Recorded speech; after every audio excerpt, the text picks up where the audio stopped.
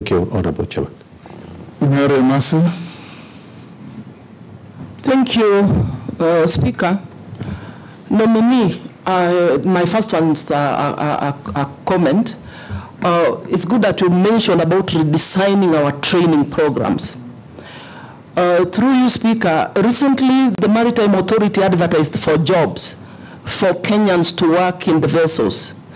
And the requirement was just basically training in hospitality, front office, and a foreign language, which is German. But I put it to you, they could hardly raise the numbers that were needed. So seriously, it is an area of concern because we are losing out on opportunities as Kenyans, yet we're talking about unemployment. So, Honorable Nominee, if approved, I think that is one of the areas you need to seriously focus on, to ensure that we're training in all disciplines related to maritime so that we can benefit from the opportunities.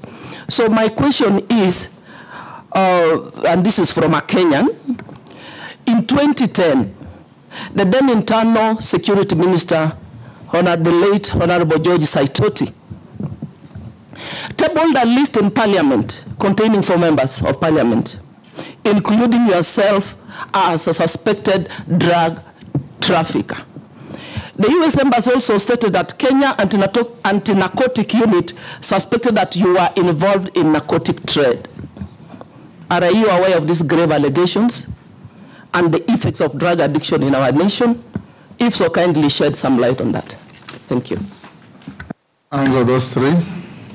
Honorable Kosing, my record speaks for itself.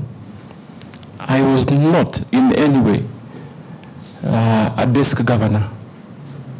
I am a ground person. I am a ground person. That is why I left Mombasa County with the best cardiac center in the country and possibly in the continent. I left Mombasa County with state-of-the-art cancer treatment center.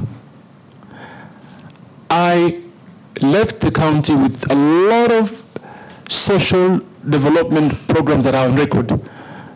So I'm just picking a few. Mr. Speaker, today if I have a cardiac issue, I want to tell you, and I will encourage all of you and those that have visited Mombasa, if you have a cardiac issue, Constitution is your place. Because they have the state-of-the-art cath lab with well-trained doctors that constantly do open-heart surgeries, fix cardiac issues quickly, and that was my leadership. So I provide leadership, and I will. And in the mining and the blue economy and maritime, if you approve me, I will hit the ground running, Mr. Speaker. On matters of licensing, I don't know whether this committee understands the process that is applied on licensing, but I'll quickly share from what I found out. And I'm saying that this I found out from the private sector. Number 1, you go to the potential area and engage either the landlord or the communities or the county. Then you get a consent. Then online, there is what they call the cadastre that covers the whole country in potential areas in matters mining. Then once you have the consent, you peg on the cadastre. And then at that point, you do a physical license application. And I've already heard of many instances that people have falsified documents to peg on the cadastre. That is number 1 hindrance on efficiency on issuing license. Because then, therefore, a true potential, and this basically mostly is done by speculators. So the true potential investor does not get an opportunity to even apply. So we first of all must fix how we handle the pegging. We must have technological means of ensuring that whatever is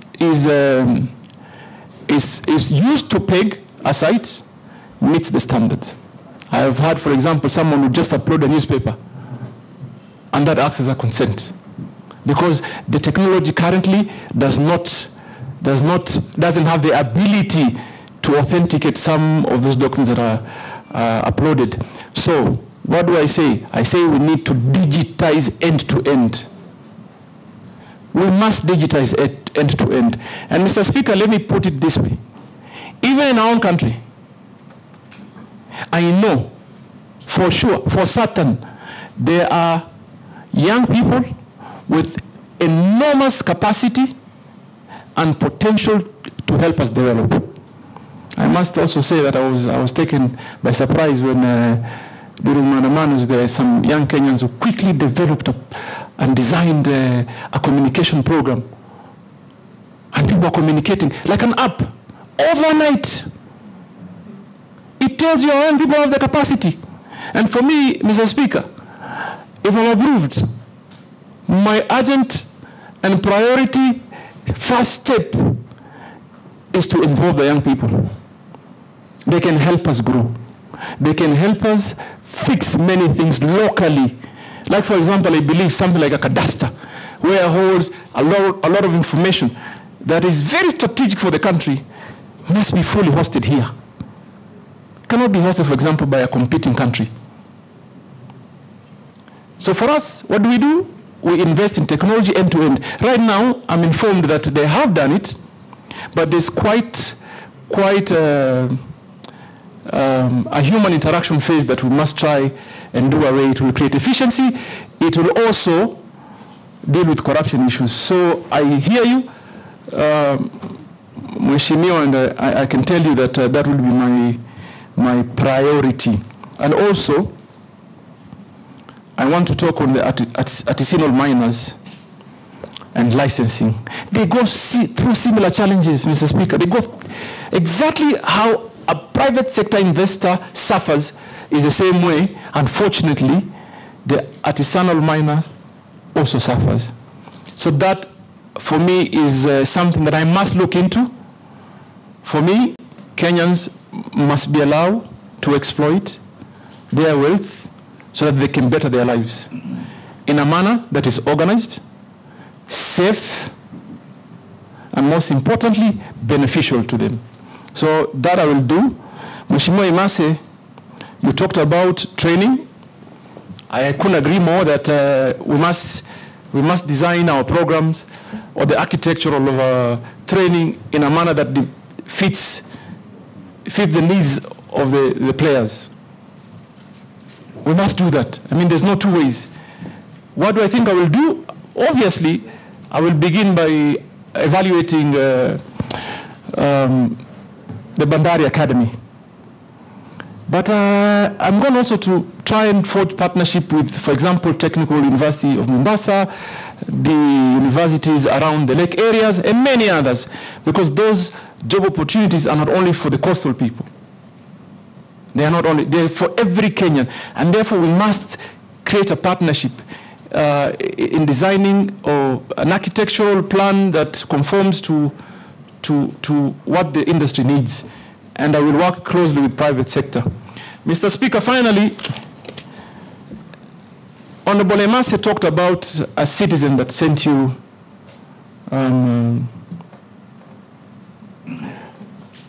SMS. A question on SMS. On the drug baron issue. You know, the irony for me is that when you want to pick records selectively, that is what challenges me. The quagmire for me is I don't understand if you come and table a report. Obviously, there must be some subsequent actions. And I want to also, this is one matter that I really hope we can put to permanent closure, Mr. Speaker. When I was campaigning in 2013, in Mombasa, there were billboards put up. Don't vote the baron, vote change. Mr. Speaker, let me begin with that report. Yes, I thought he tabled the report on a dossier that he was given, that was passed to him through the American embassy. What normally happens is that when you table or pass a dossier, it is investigated, I believe. It is worked on. So that happened. The late Honorable Saitoti, may the Almighty rest his soul in eternal peace, came back to Parliament with a report. He came back to Parliament and tabled a report of investigation and the outcome. And it was a multi-agency, almost international investigation that clearly stated, and I'm going to only speak for myself, that no iota of evidence was found against me. Mr. Speaker, let me put it this way. I'm not a fool. I come from a family that is blessed with businesses. And I'm thankful to Almighty for what I have. So number one, that investigation was concluded. Number two, Honorable Mercy,